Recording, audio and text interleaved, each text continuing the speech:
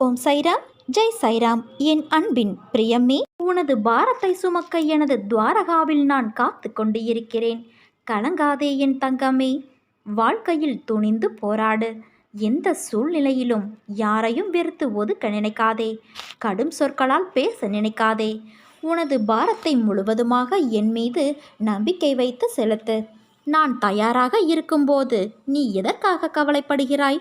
நீ படும் வேதனையிலிருந்தும் உன்னை நான் விடுவிப்பேன். உனக்கு ஏற்பட்ட பல கஷ்டங்கள், கடன் தொல்லைகள், இவைகளிலிருந்து உன்னை விடுவிக்கப் போகிறேன் என் தங்கமே.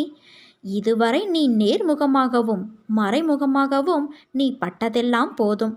காலத்தின் கட்டாயம், உனது கர்ம பலன்களை அனுபவிக்க வேண்டிய சூழ்நிலை. ஆனால் இப்போது இதிலிருந்து உன்னை முழுவதுமாக விடுவித்து விட்டேன்.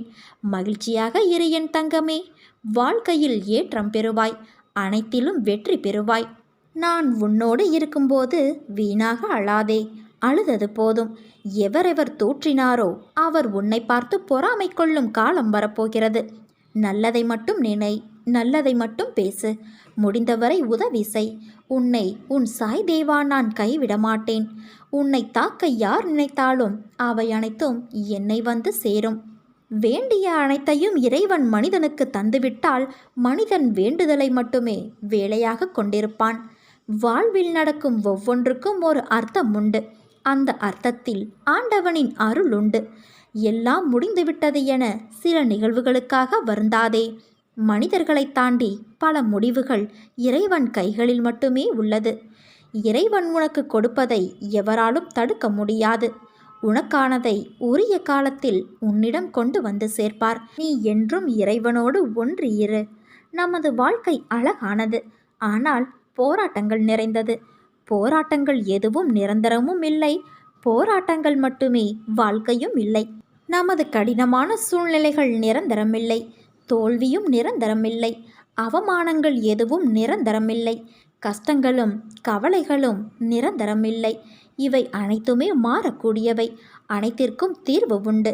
எதை கண்டும் பயப்படாதே என் தங்கமே. சில நேரங்களில் நமது பயமே நமது முதல் எதிரியாகி விடுகிறது.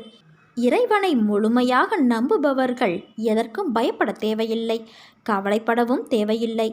இறைவனால் தீர்க்க முடியாத பிரச்சனைகள் கிடையாது.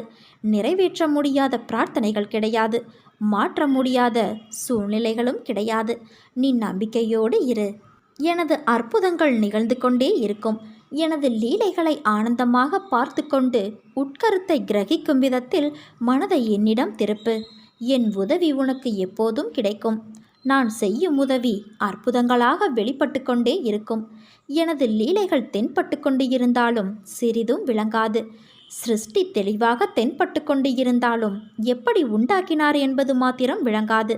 என் பக்தர்களின் க்ஷேமத்தை நான் காப்பாற்றிக் கொண்டே இருப்பேன். இது உன் சாய் தேவனின் என் சத்திய வாக்கு தங்கமே.